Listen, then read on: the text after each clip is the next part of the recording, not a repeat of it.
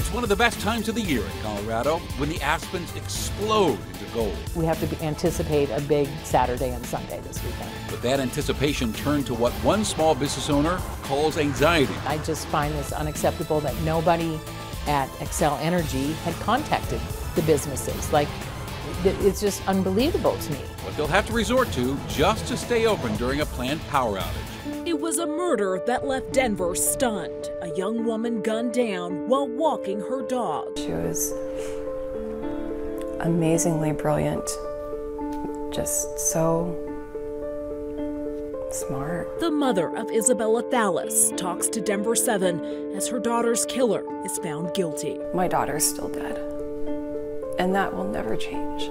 Plus, new details coming in the death of Elijah McClain, when the coroner will release his updated autopsy report and why it could be pivotal in the case moving forward. But first, here on Denver 7, we start with the Xcel Energy scheduled power outage in an area visitors expect to go peep the peaking leaf colors. Now, Xcel says it will impact some communities in Jefferson County Saturday, including the small town of Indian Hills. As Denver 7's CB Cotton is finding out, that outage couldn't come at a worse time for local businesses, depending on this weekend. The restaurant behind me is on the way to one of the most popular leaf peeping spots for the weekend, Guanella Pass, but its owners feared you wouldn't be able to stop in. On a Thursday, the kitchen is busy. Iowa with andouille sausage. But in 48 hours, it's expected to be even busier. We gear up. We gear up with staff. We gear up with inventory. Gearing up because Kiki Frisbee's restaurant, Mac Nation Cafe, is located en route to one of Colorado's prime leaf peeping spots. Last year, this weekend was one of our busiest weekends of the entire year. So this is huge for us.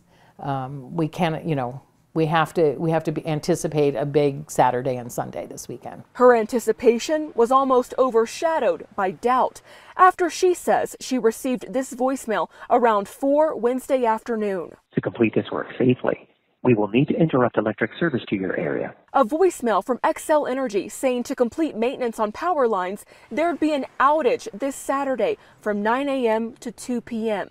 Xcel Energy confirmed to Denver 7 the outage would affect Kittredge, Evergreen, Morrison, and the Indian Hills area. I pretty much panicked because we gear up and we do the inventory and we prep and we bring staff on. It affects a lot of people, all our staff. Xcel told Denver 7 the maintenance was scheduled for Saturday because it's when crews were available. And Frisbee says she appreciates those efforts, but Wednesday afternoon, she began some of her own. So I started calling around. I started calling the Chamber of Commerce. I started calling other businesses in the area. And I kept calling Xcel. I got on Instagram. My husband got on Facebook. Come Thursday afternoon, Xcel had offered to provide her restaurant with a generator. I'm anticipating. They said they would send an electrician and hook it up to the board. I'm anticipating we should not have any trouble, but I'm very anxious about it because if it doesn't work, we're back to square one. I would have appreciated them saying that at the get-go. CB Cotton, Denver 7. Colorado is receiving more than $5 million for wildfire prevention. The funding comes from the Department of the Interior, part of a bipartisan infrastructure bill that passed earlier this year. The money will be put toward wildfire resilience work and reducing the impact that fuels can have on feeding the flames.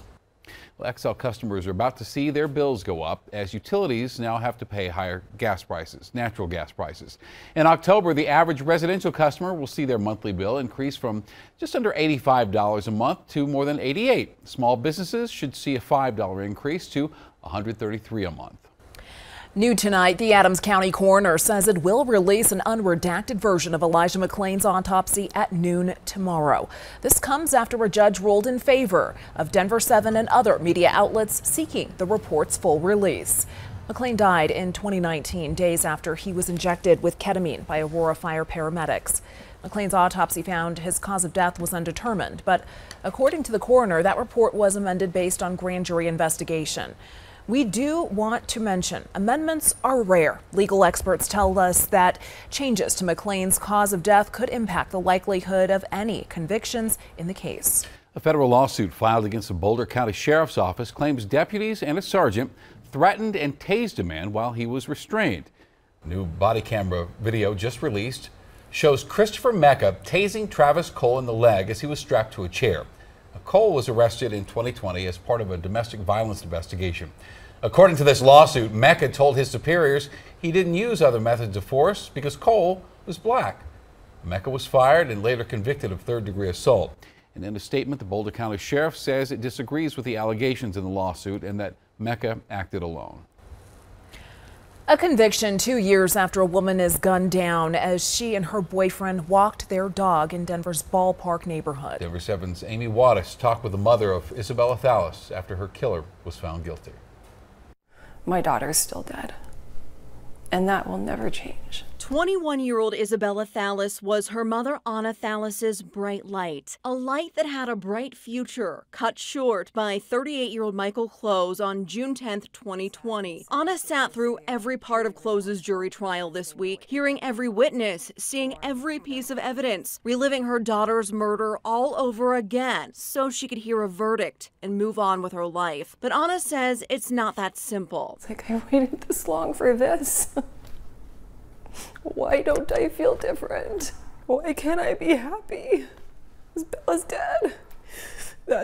That's the reality of it. A jury found Close guilty of first-degree murder and 2 counts of attempted murder. Isabella was walking her dog with her boyfriend Darian Simon near Coors Field when Close came out on his balcony with an AK-47 he was accused of taking from his longtime friend, a Denver police officer. A probable cause statement for his arrest said Close yelled at the couple about their dog defecating on the ground near the apartment before he fired at them, killing Isabella and injuring Darian. Anna says Close showed no remorse during the trial. The only time he cried is when his girlfriend testified against him. Through all the pain, Anna says she's found her peace by advocating for gun and domestic violence victims. As for her future moving forward, I'm ready to breathe the air, while keeping Isabella's memory alive at the same time.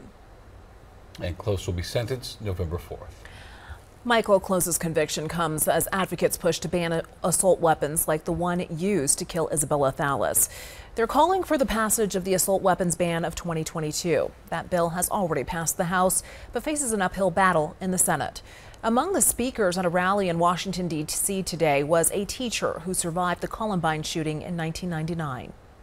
Any senator voting no on this is an accomplice in the next mass shooting. Right now, the bill is in the Senate Judiciary Committee. It would need 60 votes to pass the Senate. A 16-year-old is charged as an adult for a shooting that left 2 people hurt, including an East High student. Jaleel Mitchell of Aurora faces 2 counts of attempted murder and several other charges. Police say Mitchell shot a 19-year-old man and 14-year-old bystander R.J. Harding outside the Carla Madison Rec Center on September 7th. Harding's mother told us last week her son was shot in the face and has a long road to recovery. A second teenager was also arrested as an accessory to the crime. As of today, though, he has not been charged. The former San Luis Valley District Attorney will no longer be able to practice law in Colorado. According to state Supreme Court documents, Alonzo Payne agreed to be disbarred effective October 26th. Payne resigned in July after Denver 7 investigates shed light on serious complaints against him, including violating victims' rights and questionable plea deals. As part of his agreement, Payne admits he was not ready to handle the DA position and was not competent to prosecute complicated felony cases. Well, thousands of Southwest Airlines flight attendants are planning to picket on Tuesday, including at Denver International. Their union's calling for changes to their collective bargaining agreement. Demands include pay for time worked, control over their personal schedules when not at work, and access to food and a safe place to rest when traveling on the job. A hands-on approach to West Nile. We've created a high desert into irrigation land, and it's the irrigation land that those mosquitoes breed in. The work being done to learn more about the disease and to protect Coloradans. It was still a cool last day of summer. Fall begins now, and the temperatures start to warm back up. Ready to do it again. The Avs report to training camp as they aim for their second Stanley Cup title in a row. Why they could have to begin without their captain.